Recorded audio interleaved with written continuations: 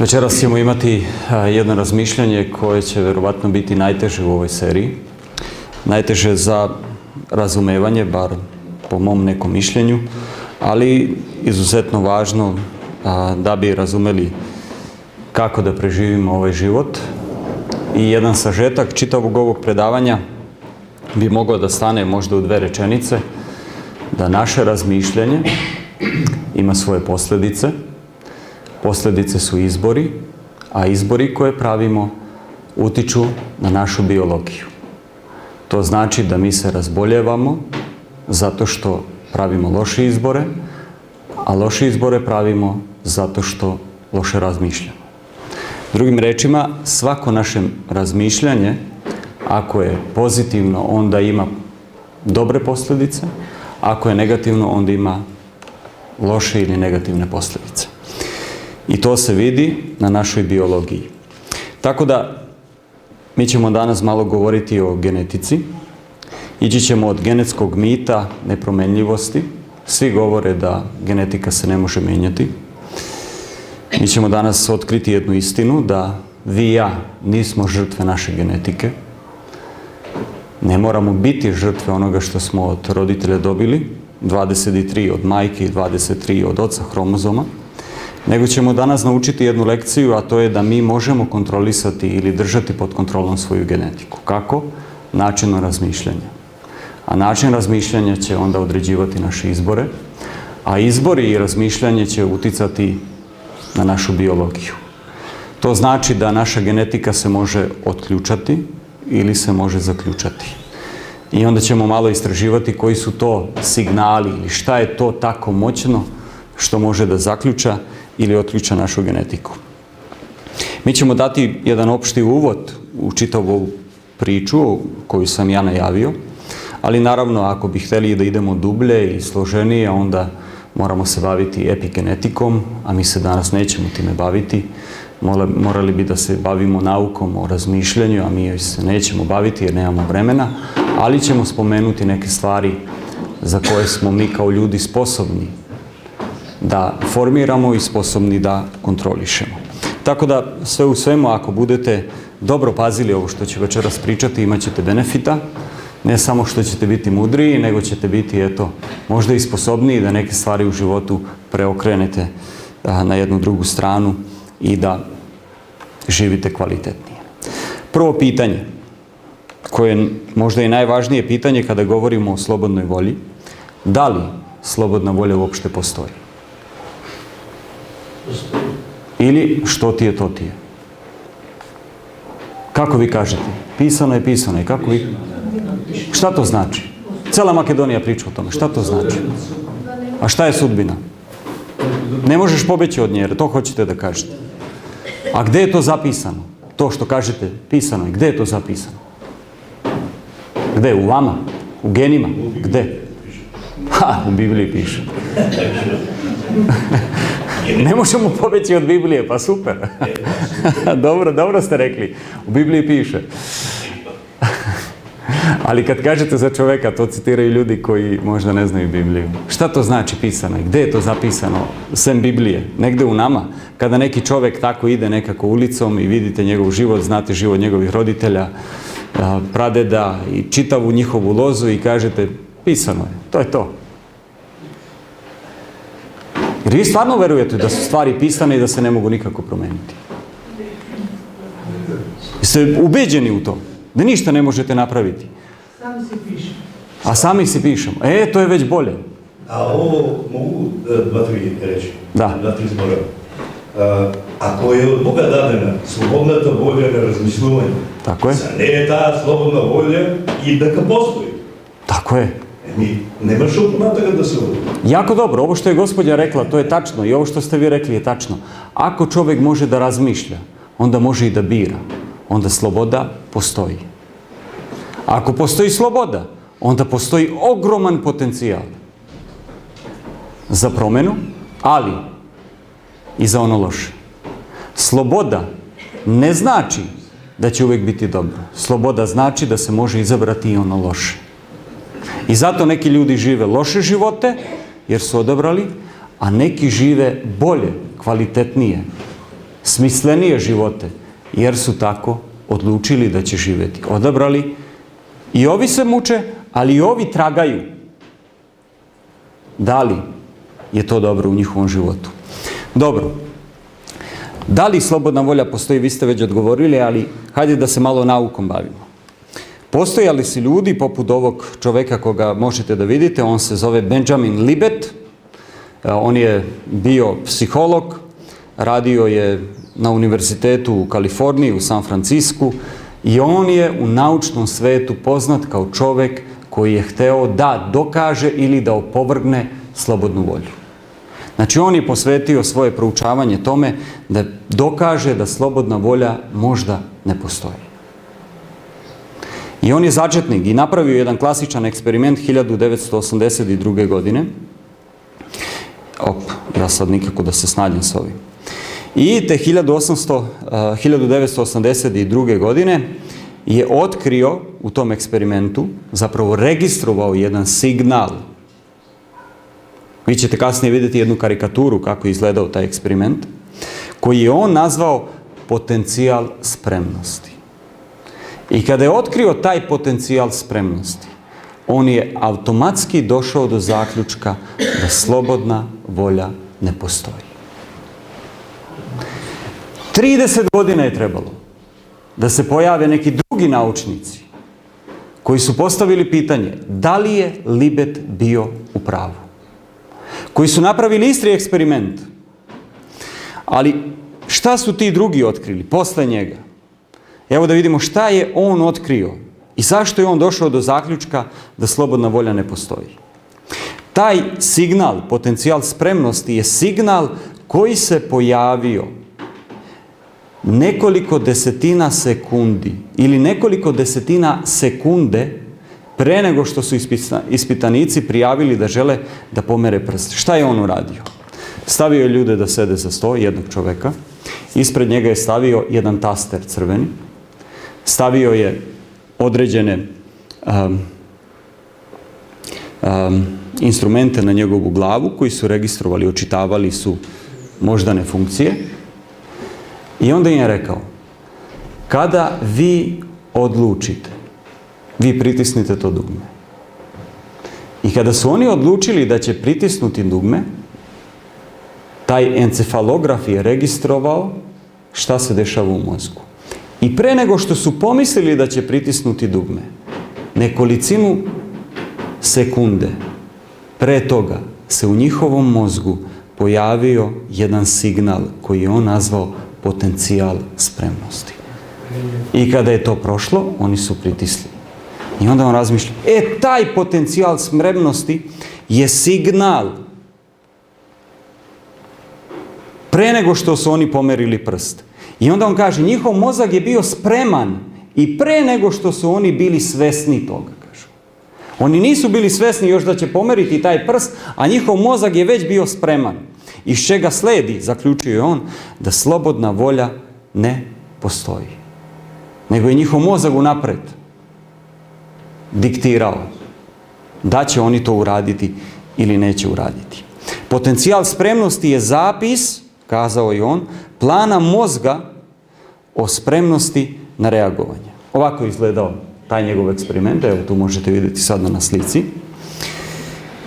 Ovo ovdje je ta desetina sekunde koju je on merio na ovom monitoru. I ovakve brojčanike ćete vidjeti ako budete istraživali Libetov eksperiment. I to dugme je crveno, jer to crveno dugme pokazuje da su oni pre toga već imali spremnost. 30 godina kasnije, 2009. godine, skeptici te njegove interpretacije, Jeff Miller i Judy Travena, na Novom Zelandu, pokušali su da sličan eksperiment naprave i da dokuče da li ili šta pokreće taj potencijal spremnosti. I oni su također koristili encefalograf, ovo na glavi što ima. Ali šta su uradili? Ista stvar je bila. Samo su rekli ljudima, nećete vi klikati na ovo dugme kada vama dođe volja, nego ćete to kliknuti kada vam damo jedan signal. Kada vidite signal, onda vi treba da odlučite da li ćete kliknuti ili ne. Samo trenutak.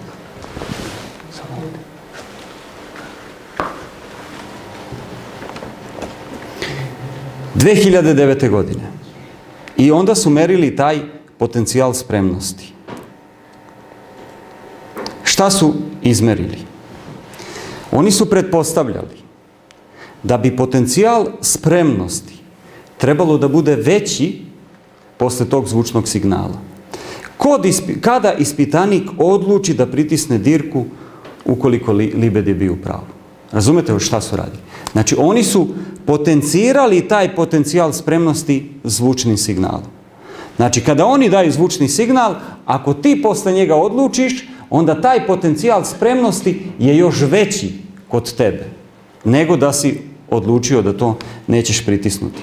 Međutim, budući da potencijal spremnosti je bio prisutan pre nego što su se ispitanici odlučili za reakciju, nivo signala je bio isti. Bez obzira da li su oni titrali klikanje tog dugmeta ili ne, svi su imali isti potencijal spremnosti, bilo da su odlučili ili ne, da pritisnu dirku. Zaključak je onda bio da potencijal spremnosti jedva može biti znak da je mozak fokusiran, ali i ne da je indikator da odluka bude donešena. I onda su doneli zaključak da Libed nije bio u pravu. Drugim rečima, potencijal spremnosti ne govori o slobodnoj volji, nego nam kazuje da se mozak priprema da pritisne to dugme. Kasnije u Francuskoj, nakon niza eksperimenata, pokazalo se da je zapravo potencijal spremnosti jedna vrsta neuronskog šuma koji se pojavljuje u mozgu, koji nema nikakve direktne veze sa načinom donošenja odluka. Znači, Libetov eksperiment gdje je on zaključio da slobodna volja ne postoji je 2010. i nadalje godine oboren. Znači, slobodna volja postoji. Šta to znači? Ako slobodna volja postoji, dragi moji, onda vi imate pravo na izbor, da izaberete na koja ćete vrata ući. Imate nekada 1000 vrata i sad treba odabrati na koja vrata. I taj šum će vam samo dati neku naznaku, ali vi možete ući na ova druga vrata. Ako slobodna volja postoji, onda ima nade. I vi ste jako dobro rekli.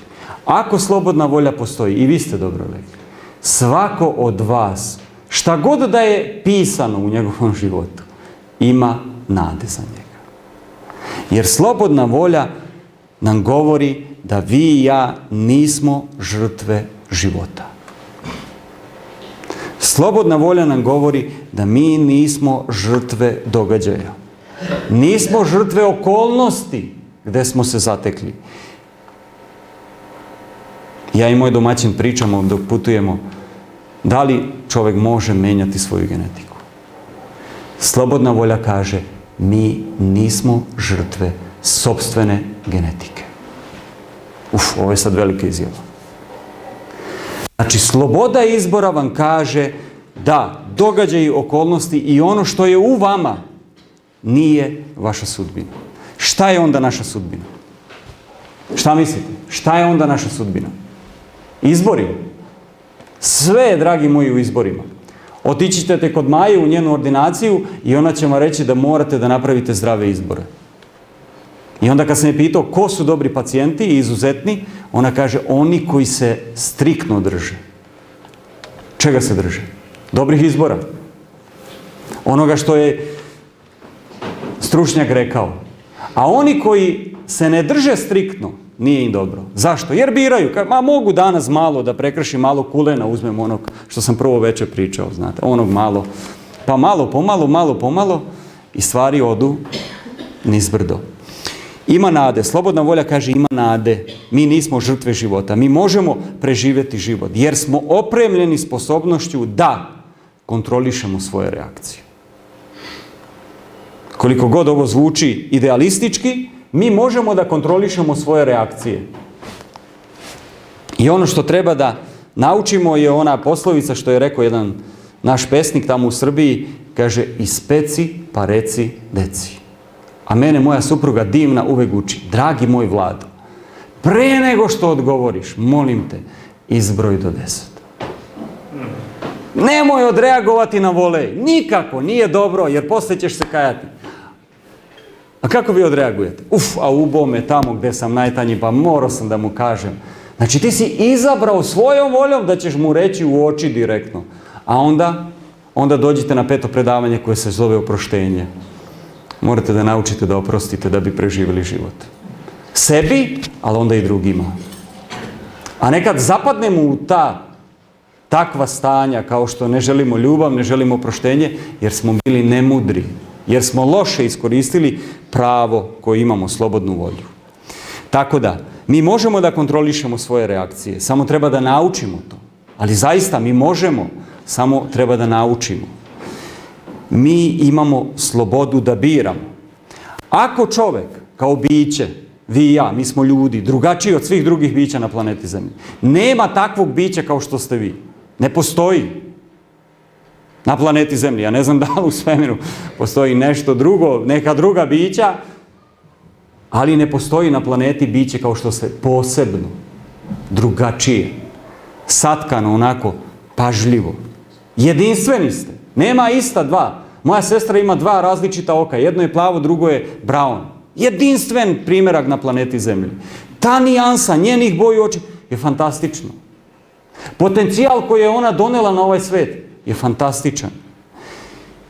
Ako čovek kao takvo jedno lepo, mudro, razumno biće ne bi imalo slobodu izbora, onda to znači da jedite i pijete jer ćete sigurno jednog dana umreti. Možete da radite šta god hoćete.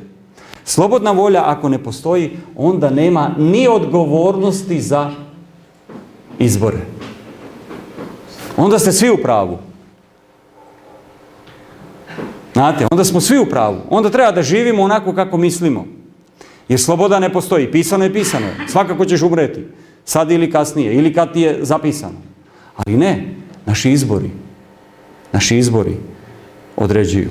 Ako imamo slobodu izbora, onda imamo i odgovornost. Sad, mi možda ne shvatamo tu slobodu izbora. Ili dovoljno razmišljamo o njoj. A onda ne želimo ni da ponesemo odgovornosti za posljedice koje se dešavaju. U Bibliji stoji jedan stih koji kaže: ono što čovjek poseje, to će i požnje. Šta je to? Ono što izabereš, to ćete stići. To u Bibliji se koristi jedan primjer koji kaže to je zakon setve i žetve. To je ovo. Ako si već odabrao neke stvari, ako si bio dasa i odabrao si neke stvari, ponesi odgovornost za ono što si izabrao i kaži, ok, ja sam to uradio, ali nosim odgovornost za to. Pravu stvar sam uradio. Da nema slobode izbora, sve što činimo bi bilo opravdano. I ništa ne bi bilo pogrešno urađeno. Međutim, Bog je čovjeka stvorio sa slobodom. Ako nas je stvorio sa slobodom, onda nam je dao ogroman potencijal. U svakome od nas čuči neraspakovan potencijal. Svako od vas može biti novi Nikola Tesla. Možda je ovo jaka izjava, neko će reći, ali morate proći put koji je on prošao, možda i više. Nije to njemu palo od negde, nego se to kalemilo jedno na drugo. Prvo večer smo pričali o Pupinu. Mora se proći put. Prvo večer smo dali neke ključeve za jednu mentalnu kulturu. Jel se sećate? Prvo večer smo rekli da je važno mudro ekonomisanje vremenom. Jel se sećate? Druga stvar je bila marljiva istrajnost. I treća stvar je bila čvrsta odluka. Ako hoćemo da razvijemo taj potencijal, treba da znamo da koristimo vreme, treba da budemo istrajni u odluci koju smo doneli i treba da budemo marljivi na poslovima koje radimo. Imamo potencijal. Slobodna volja je ogroman potencijal da rastemo, da napredujemo, da se razvijamo, ali isto tako ima i drugu stranu medalje. Slobodna volja će stvoriti od čoveka vojskovođu koji će pola sveta ubiti. Koji će reći, ovaj narod je niže rase, mi smo Arijeve rase, mi smo pravi ljudi. Svi drugi su niži i mi njih treba da iskorenimo. To je sloboda. On ima slobodu i zloupotrebio je tu slobodu na loše. I onda je napravio genocid nad Jevrejima, nad Romima i još nekoliko. Sloboda. Sloboda. I zato mi volimo da živimo po pisanom, jer onda, znate, nema razmišljanja. Ako je pisano, pisano je, tako je. I nema razmišljanja. Razumete, sigurno je to što je napisano. I mi volimo da nas uvijek nešto vodi. Sloboda zna da bude ropstvo, jer u slobodi nema granica. I onda ti treba da nosiš tu slobodu. Treba da budeš lider u toj slobodi i da povlačiš prave poteze. Sloboda je ogroman potencijal. Ogroman. Kako za napredovanje, tako i za nazadovanje. Kako za propadanje, tako i za razvoj. Kako za zdravlje, tako i za bolest. I suma sumarum, čitava priča u medicini, koji se bavite medicinom ili nekim drugim granama, jeste izbori.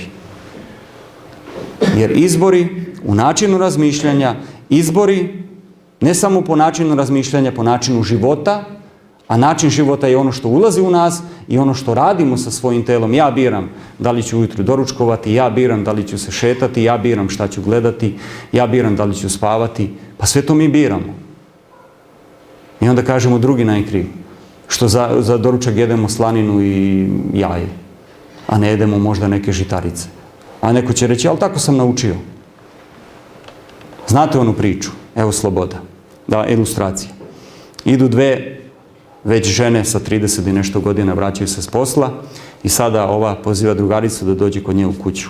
I ulaze u kuću, ova je nosila kese, nešto je nakupovala u radnji i sad vadi iz kesa, skuvala je kafu, piju zajedno i vadi salamu. I stavlja na sto salamu. I sada uzima nož i seče salamu, veliku, celu onako. Salamu seče jedan kraj i stavlja na stranu, seče drugi kraj i stavlja na stranu. I sada pakuje tu u foliju i stavlja u frižider. I gleda ova drugarica kod nje i kaže, vrlo interesantno sečeš salamu. Zašto tako sečeš salamu? I ova stala. Pa kaže, nikad se nisam pitala zašto tako sečem salamu. A znaš zašto? Zato što je moja majka uvijek tako sekla salamu. I ja sam to od mame ponela. A nikad se nisam pitala zašto ja sečem tako salamu. Kaže ona. Ali prvom prilikom kad budem otišla kod majke, ja ću je pitati zašto tako sečeš salamu. I prva prilika ona kod majke, majko, zašto mi sečemo salamu s jednog kraja i s drugog kraja pa u frižider? Čoče, uvijek smo to radili, a ja se nikad nisam pitala zašto. I kaže joj majka, znaš sine, bili smo kupili neki uzak frižider i nije moglo da stane. I ja sam to prosto s jedne strane, s druge strane da bi stalo u frižider i tako mi je bilo lepo. Pa njoj ne treba tako.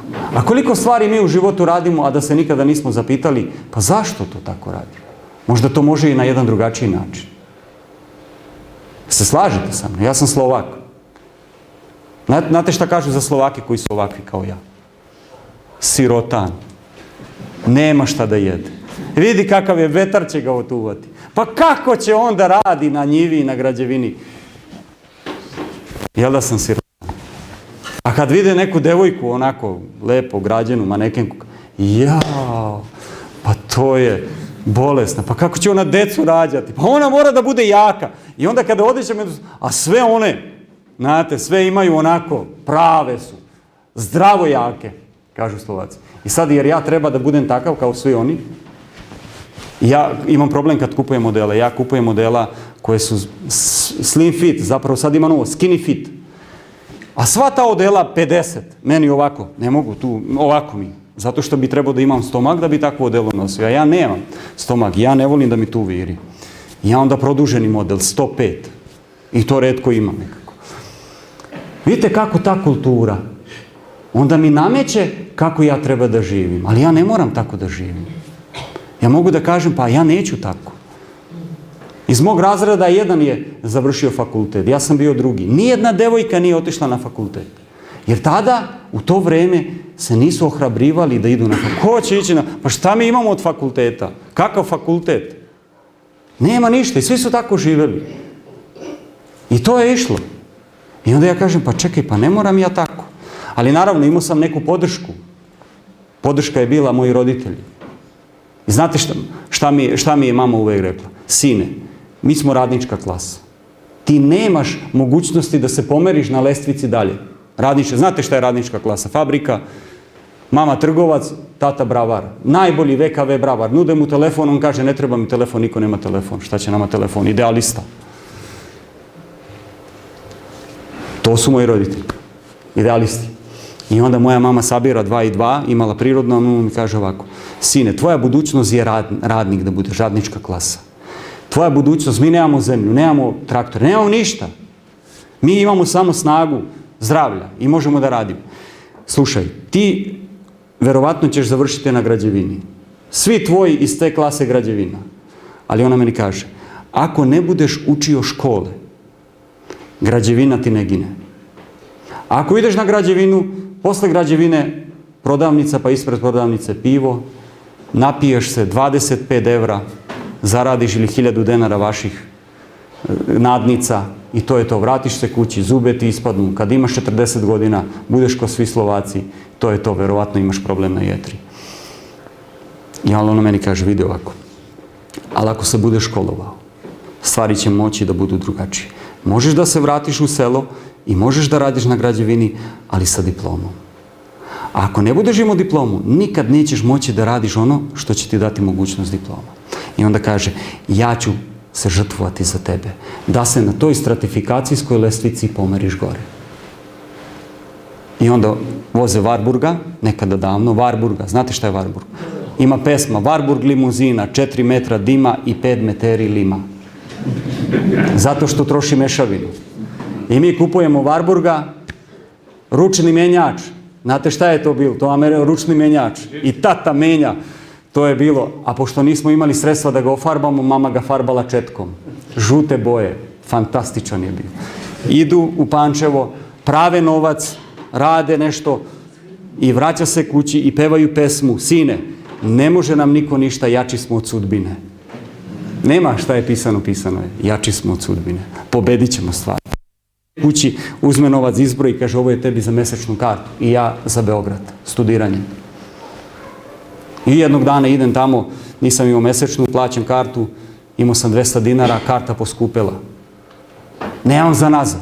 Imam za Beograd, nemam za nazad. Fali mi ja u školi, od ovog malo, vratim se kući. Slobodna volja, jel tako? Mojih roditelja, da ne idu trasom ustaljenom, a onda uče svoje dete, sine, imaš potencijal, razvit ćemo taj potencijal, uradit ćeš nešto. I ja sam se vratio u selo. Ali sad kad se vratim u selo, ja sretnem sve moje drugare koji su ostali na građevini.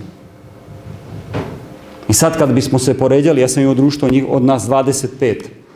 Oni su sasvim drugačiji od mene. Ja sam sasvim drugačiji od njih. Fizički se razlikujemo mnogo, a onda i mnoge neke druge stvari.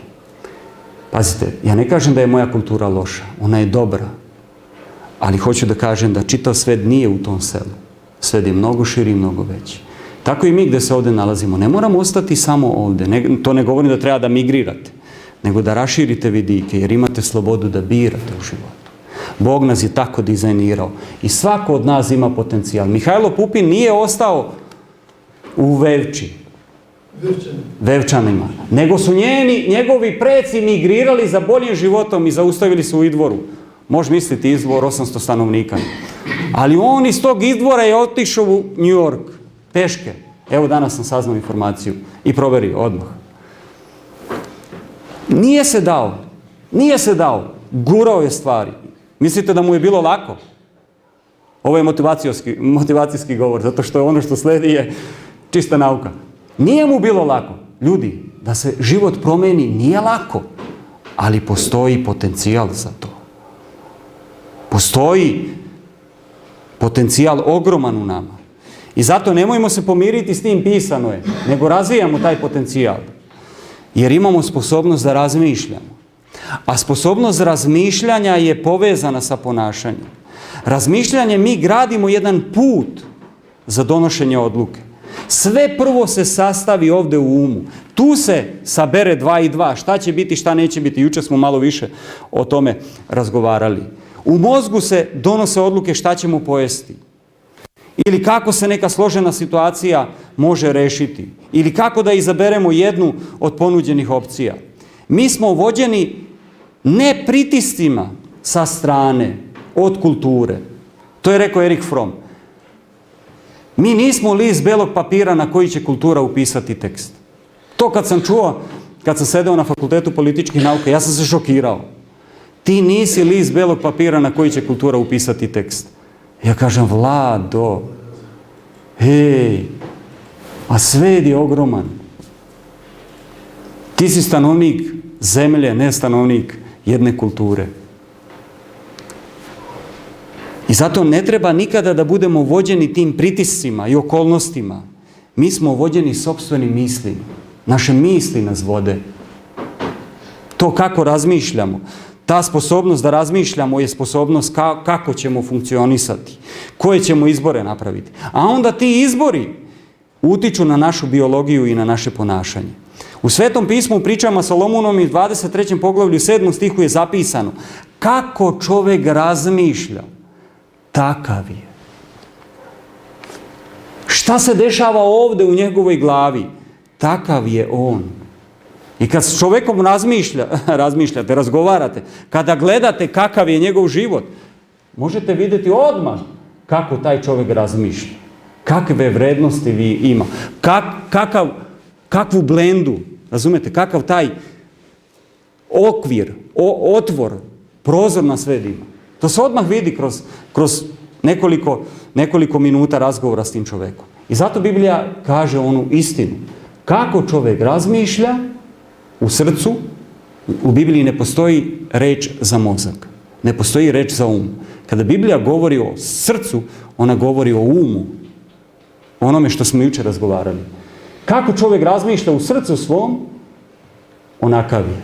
I zato Isus kaže, iz srca izlaze. Sjećate tog citata, vi koji poznajete Bibliju. Iz srca izlaze zle misli i tako dalje. I to je ono što pogani čovjeka, ne ono što ulazi u usta.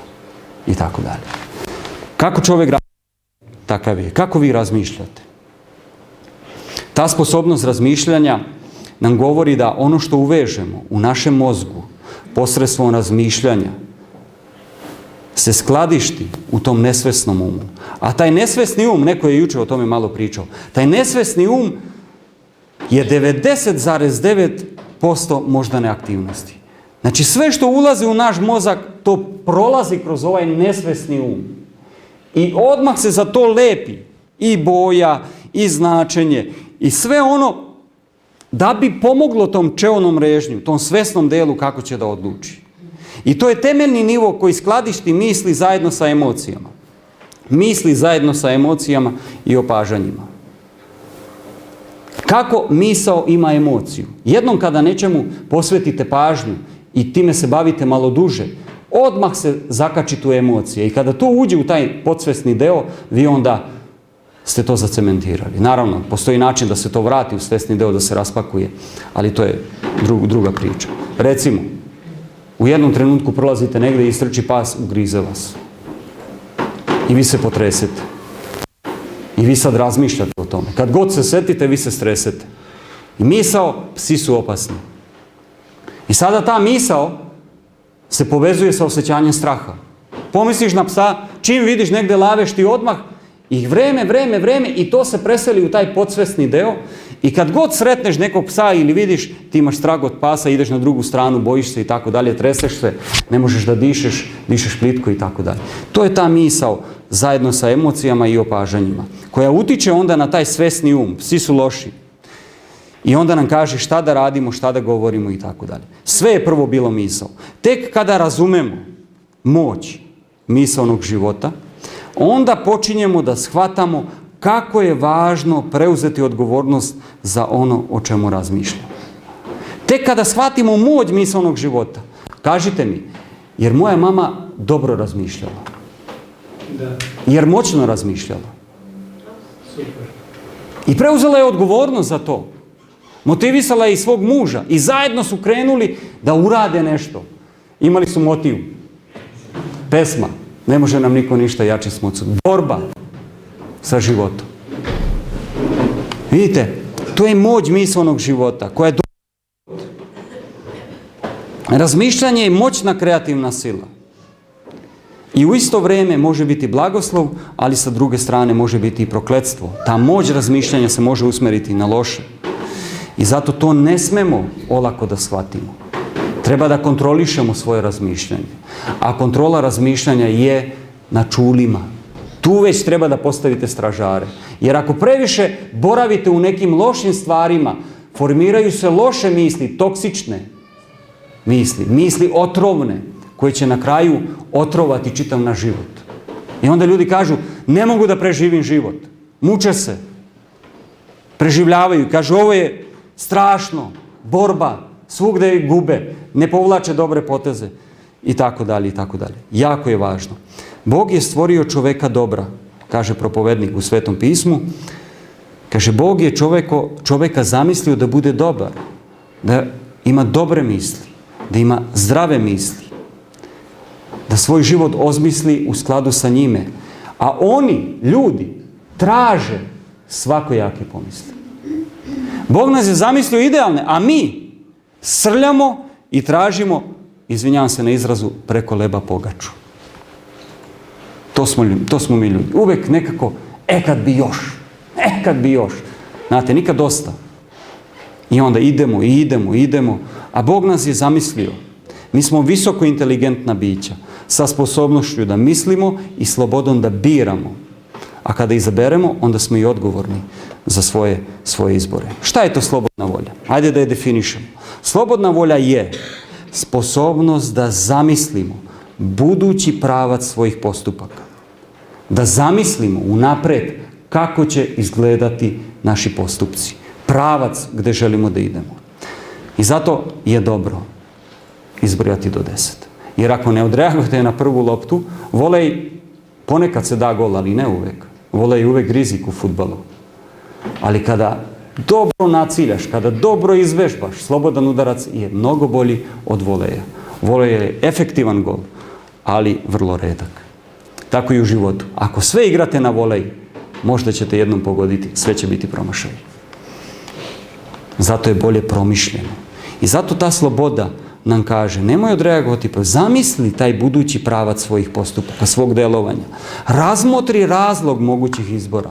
Ti imaš sposobnost da razmišljaš, kasnije ću reći, to se zove VPP, više perspektivna prednost. Mi imamo sposobnost da proširimo to i da kažemo, ako završim i uradim ovo i ovo, to će me dovesti do ovoga, pa do ovoga. Mi planiramo, pravimo strategiju kako će stvari ići, razmatramo izbore, planiramo akciju u svetlosti tog razmišljanja. Kontrolišemo akciju pred konkurentskim željama. Vrlo interesantno, juče smo o tome razgovarali. O Josifu biblijskom koji je otišao kod Petefrija. Petefrije ga je kupio, bio je blagosloven. Sve što je radio, sve je cvetalo. I zagledala se žena gazdova u njega. I sada ona je imala svoje planove. Ali je Josif sabrao 2 i 2 i razmišljao, ako uradim ovo i ovo, to će me dovesti do ovoga i ovoga. Ako izaberem ovo i ovo, to će me dovesti do ovoga i ovoga. I onda je rekao, ja hoću da izaberem ovo. Bežao je od iskušenja. Koristio je svoju slobodu da izabere bolje. Kontrolisao je akcije pred konkurentskim željama. I njegova amigdala je odreagovala kao amigdala svakog muškarca. Ali je odabrala da će čeoni režanj da triumfuje. On ga je zaustavio i on se povukao. Pobegao je sa lica mesta. Tako da, žao mi je neki koji juče niste bili pa ne znate o čemu priča možda do kraja, ali slobodna volja je upravo to. Da razmišljamo unapred i da u skladu sa budućim nekim dešavanjima donesemo odluku. Slobodna volja znači da čovjek ima mogućnost da odluči šta će učiniti, ali i da nosi odgovornost. Slobodna volja znači da čovjek ima uticaja na svoju sudbinu. Ako odaberemo put kojim ćemo ići, a taj put nas ne dovede do željenog cilja, ko je kriv? Pa mi smo krivi. Ako odaberemo neki drugi put koji će nas odvesti do željenog cilja, mi smo pobedili. To je bio pravi put. Sad se postavlja pitanje kako taj pravi put odabrati. Ovo smo jučer govorili. Znači imamo ovaj tamni deo. To je taj nesvesni um, tih 99,9%. Tu se skladište informacije, čuvaju informacije koje su ovdje zavredele pažnju, dobile značenje i onda stavljene u folder, govorim nekim IT jezikom, i onda tu u folderu se čuvaju za neko bolje sutra. I zato se kaže što je čovjek iskusniji, to je mudriji. Jel tako? Zašto je iskusniji čovjek mudriji? Zato što je prošao neke stvari, zato što je promislio neke stvari. I te promišljene stvari ostavio ovdje. I zato mi želimo da pričamo sa mudrim ljudima koji promišljaju, da bi nam dali savjet kako da odaberemo. Vidite, taj iskustveni deo ljudskog je ovdje u 99,9%. I sve što uđe u mozak prolazi kroz taj iskustveni deo. I već ga boji sa nekim značenjem. Boji ga i daje ideju u ovom svesnom delu kako se odlučiti. A taj svesni deo, taj čeoni režanj ovdje što piše, koji integriše podatke, analizira i promatra širu sliku, odlučuje šta će da se radi. Planira i izvršuje odluke. On može, ako je ovdje loše pohranjeno, da kaže ja neću postupiti onako kako mi ti savjetuješ. Zaustavi se ovdje i promeni. To znači da se može menjati. Zato što imamo tu više perspektivnu prednost. Ta naša unikatna, višestruka priroda, jer smo stvoreni po obličju Božijemu, daje nam da vidimo stvari iz različitih uglova, iz različitih perspektiva. Mi imamo posebnu mogućnost da procenjujemo svoje misli i da procenimo njihov uticaj i da izaberemo pravu stvar. I zato ne treba odreagovati na prvu loptu, nego razmišljaj o razmišljanju. Razmišljaj o svom razmišljanju. Analiziraj svoje razmišljanje. Mi možemo da izaberemo da se povežemo sa čokotom. Namjerno koristimo ovu sliku zato što je ovo taj kraj. Šta to znači povezati se sa čokotom? Isus Hristos kaže ja sam čokot, a vi ste loza. Da bismo porasli, mi se moramo da povežemo sa onim koji ima iskustvo i koji zna koja je dobra i ugodna i savršena volja Božja za naše živote. I sa njime ćemo rasti, napredovati. On će nam pomoći da orežemo grane toksičnog razmišljanja u tom možda nesvesnom delu, u ovom crnom delu koji želi da upravlja sa nama i koji daje značenje. I pogledajte taj zapis. Jovan 15. poglavlje, prvih 5 stihova, gdje kaže Isus Hristos, ja sam pravi čokot i Otac je moj vinogradar. Svaku lozu na meni koja ne rađa roda, on seče. I svaku koja rađa rod, očisti je da donese još veći rod.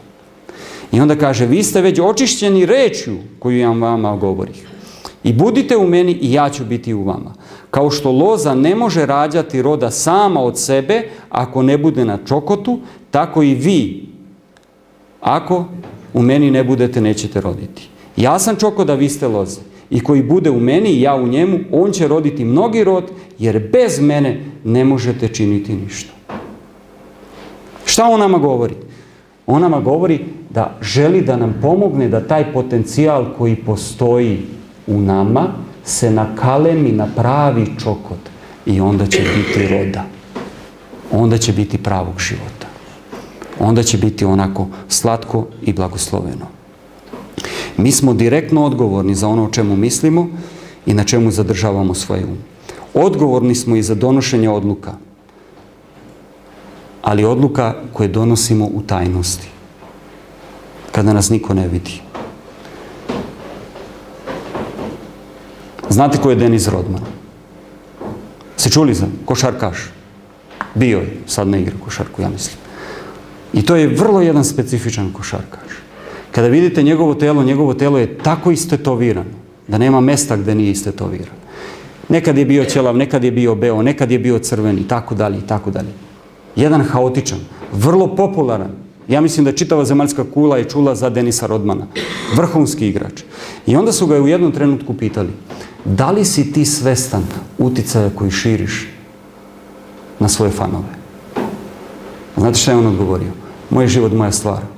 Šta me briga kakav utjecaj ja širim na druge? Je to razumno razmišljanje?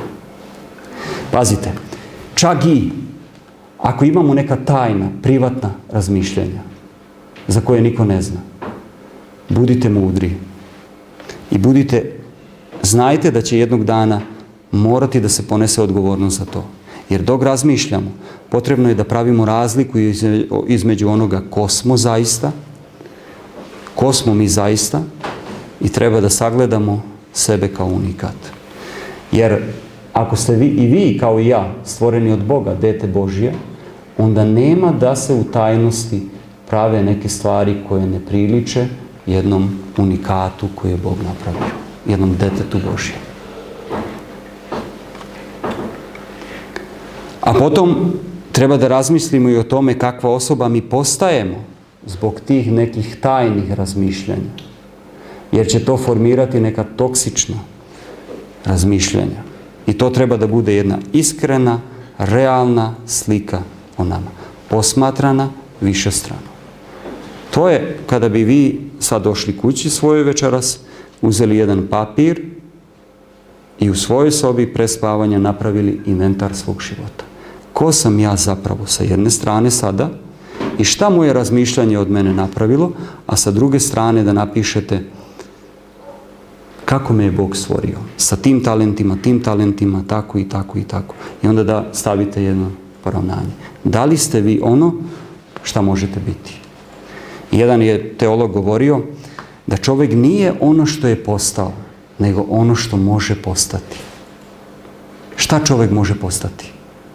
Šta mislite? Ako ima slobodu, ako ima potencijal. Nema granice njegovog razvoja. Čovjek nema granice razvoja.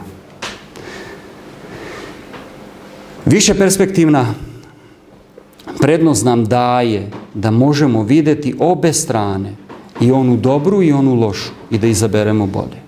Da obnovimo svoj um i da živimo srećno, smisaono i zadovoljno. Mozak će pratiti te instrukcije koje um zaključi i šta um izabere i pokrenut će promjene u našoj biologiji u skladu sa svime time. I zato u 5. Mojsijevoj stoji jedan stih gdje Bog preko Mojsije izlazi pred narod i kaže ovako: stavio sam pred vas život i smrt, blagoslov i prokletstvo. I onda im daje savjet: zato izaberi život, jer ako izabere život, bit će živ i ti i čitavo tvoje poreklo. I sada kada znate da mi imamo mogućnost da zamislimo svoj život unaprijed, tu više perspektivnu prednost, kako vam zvuči ovaj savjet koji Bog daje ljudima? Ko bi od nas, sad razmišljajući o svojoj budućnosti, izabrao prokletstvo? Ko bi od nas, gledajući svoj život u budućnosti, izabrao smrt? Niko. I sad razmišljaju o budućnosti tvog života.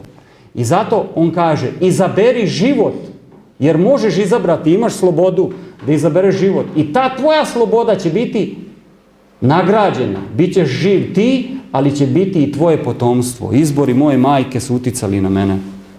I moji izbori će uticati na moje dete. I izbori moje majke će uticati i na moje dete. I na dete od mog deteta ako. To je već neka budućnost. Pazite, izbori.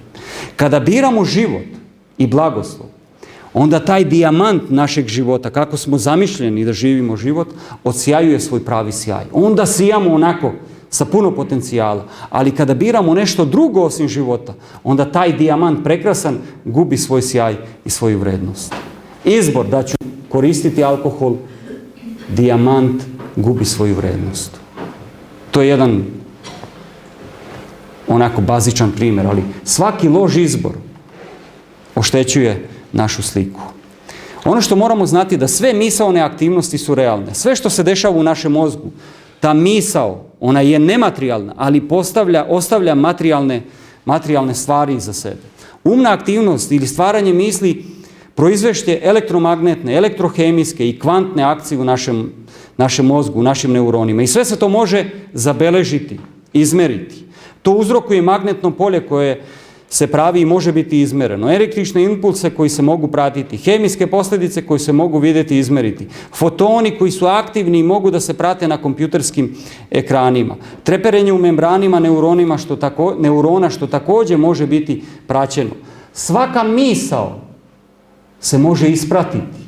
Ona jeste nematerijalna, ali ostavlja svoje tragove koje se vide na aparatima. I ova udružena aktivnost uspostavlja jedan interaktivan i organizovani niz događaja u neurotransmiterima, proteinima i energije, što formira jedan moćan signal. Znate šta je signal? Onako tum, koji zvuči. To razmišljanje, udruženo zajedno, pravi taj moćan signal koji ide dalje, koji će udariti u naš DNK, raspakovati ga, otići i pokrenuti ekspresiju naše genetike. I kada pokreće ekspresiju genetike, onda se DNK pretvara u RNK, kopira se. I ako je misao loša, ona će formirati lošu kopiju i ostavit će trag na našoj biologiji. Ako je loš signal. Taj signal koji smo formirali prolazi kroz membranu ćelije. Svaka ćelija ima membranu. Ćelija je jako osjetljiva na spoljne uticaje. Putuje do ćelijskog jezgra, ulazi u hromozom, aktivira lanac DNK. DNK je zipovan, učauren, uspavan, neaktivan dok nije otključan, to jest aktiviran pomoću tog moćnog signala koji nastaje u mislima. DNK se otvara da bi se odgovarajući kod koji imamo tu zaključan otključao, formira se jedan protein, taj protein je kopija tog genetičkog koda. Pošto je otvoren, on se očitava u RNK i pravi kopiju. Fotokopija služi da se napravi ponovo jedan protein. To je jedan arhitektonski plan koji ostaje uvek zaključan da bi se mogla regeneracija napraviti. I to je jedna mašinerija koja se dešava unutar ćelije i to se zove genetska ekspresija. Proteine koje smo izgradili su zapravo čuvari informacije koje smo upravo očitali kao misao ili kao memoriju.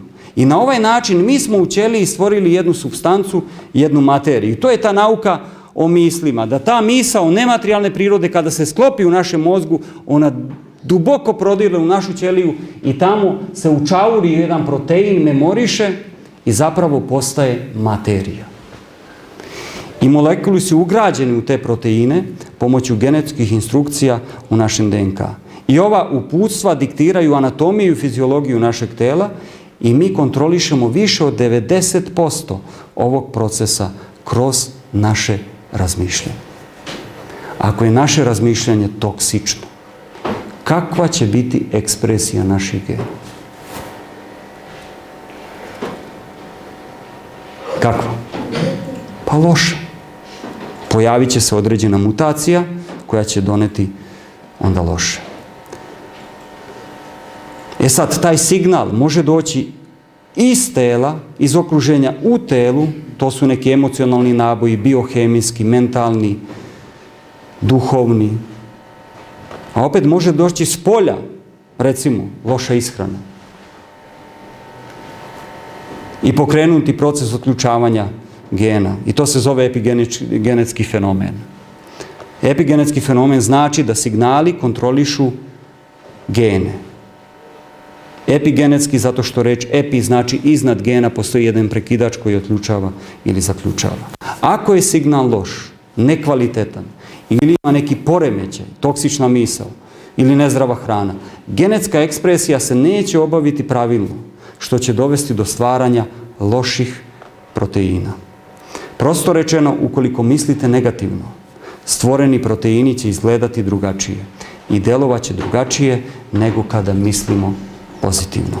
Drugim rečima, naši misli su signali, a pismo kaže onako kako čovjek razmišlja, takav je.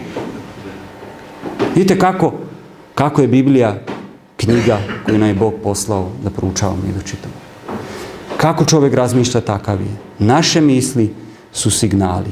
I zato Bog nas savjetuje u Filipljanima 4:8 kako da živimo, šta da razmišljamo. Kaže, a dalje, braćo moji, a dalje, dragi moji koji me slušate, što je god istinito, što je god pošteno, što je god pravedno, što je god prečisto, što je god preljubazno, što je god slavno i ako ima još koja dobrota ili dobrodetelj i ako ima koja pohvala, to šta?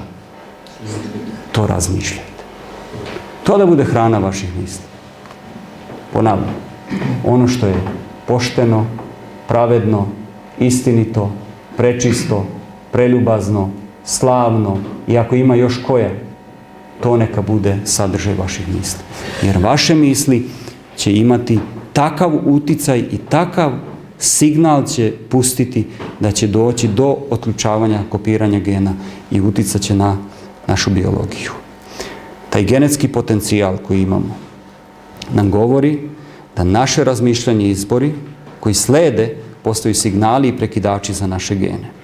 Geni su skriveni sve do ih signal ne uključi. Oni imaju potencijal, ali treba da budu aktivirani, da se oslobode, da oslobode taj potencijal. I oni treba da budu otključani, a naše razmišljanje i naši izbori će ih otključati ili zaključati. Postaju signali, ti naši izbori i naše razmišljanje postaju signali koji aktiviraju ili deaktiviraju generacijske ishode u našim životima. Generacijske ishode u našim životima. Izbori će uticati ne samo na naš sopstveni duh, dušu i telo, nego također i na ljude sa kojima se susrećemo. Odnosno, to ide mnogo dublje. Naši izbori imaju uticaj na generacije koje slijede. Ako su loši izbori, kaže Biblija, i pohodit će otačke grehe na sinovima i unucima do 3. i 4. pokoljenja. Ako su dobri, onda će ići na bolje. Ako su loši, pazite, naši loši izbori će ići do 3. pokoljenja. Isto tako i dobri. A opet, mi imamo mogućnost da napravimo jedan zaokret, jedan shift u našem životu. Tako da, evo za kraj još da kažemo jedan zaključak i jedno iskustvo jednog doktora i s tim da završimo. Zaključak čitave ove priče bi bio: misli grade puteve za izbore. Naši izbori imaju uticaj. Mi nismo žrtve biologije. Mi smo ko-kreatori naše sudbine. Pazite, mi smo ko-kreatori naše sudbine zajedno sa Bogom koji je čokot. Bog vodi, a mi treba da izaberemo da će On da nas vodi. Mi smo dizajnirani da kreiramo misli i na osnovu toga da živimo svoje živote. U šta god da verujete i čemu se nadate, to postaje materija na vašem fizičkom nivou. U šta god da verujete ili čemu se nadate, to će na fizičkom nivou postati vaša biologija. I vi ćete delovati i živjeti na osnovu toga. Ovaj čovjek se zove Bruce Lipton. Imao je jedan katastrofalan život. On je molekularni biolog. Radio je na kloniranju ljudske ćelije. Znači, izolovali su ćeliju, onda su je klonirali i tako dalje. Živio je u Americi, brak mu se raspao, sve je otišlo nizbrdo. Zato što je on verovao da se ne može promeniti. Bio je genetičar, geni se ne menjaju, što ti je, to ti je. I čitav život mu je bio pakao. I nije mogao više. Sve je ostavio i otišao na jedno ostrvo i tamo je postao profesor na nekim ostrvima gdje su završavali neki medicinu koji nikada nisu mogli da dođu da završe na velikim fakultetima, nego su odlazili u zemlje trećeg sveta i tamo su završavali pa se vraćali kao doktori. I tamo je radio u laboratoriji i jedno veče je otkrio da se ćelija menja pod uticajem spoljašnjih signala. Shvatio je da se genom može menjati spolja. Da sve što ulazi u ćeliju ulazi kroz membranu. To veče mu je puko život pred očima. Shvatio je da nije osuđen na sudbinu, na svoju genetiku.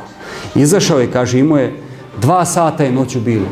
Izletao iz laboratorije, trčao je, kaže, po kampusu, tražeći nekog studenta koji možda uči tu noć, da podeli s njim radosnu vest. Da podeli s njim radosnu vest. Šta je bila njegova radosna vest? Pogledajte šta je zapisao. Kaže, bio sam oduševljen novim saznanjem da mogu da promenim karakter svog života jednostavnom promjenom svojih verovanja, svog razmišljanja. Istog trenutka sam osjetio nalet energije jer sam shvatio da postoji naučni put koji će me odvesti od uloge večne žrtve svoje genetike do nove uloge ko-kreatora sopstvene sudbine. Dragi moji, vi ste ko-kreator zajedno sa Bogom vaše sudbine. Bog vam je podelio karte. Karte su vaše sposobnosti i vaši talenti. Kako ćete igrati u ovom svijetu sa kartama, to zavisi od vas. Neko ima dobre karte, neko ima malo lošije karte. Ali ako mudro razmišljate i ako razgovarate sa onim koji vam je podelio karte, vi ćete znati da upravljate sa svojim životom na pravi način. Postoji mogućnost promjene. Reč pisano je srušena. Vaša sudbina je u vašim rukama. I zato budite mudri i donesite odluku. Ne bojte se razmišljanja, razmišljajte mudro i uskladite svoj život sa nekim koji bolje poznaje. On se zove Isus Hristos, zapravo Bog koji nas je tako dizajnirao. Ja bih vas zamolio da ustanemo i da se pomolimo Bogu i da završimo predavanje.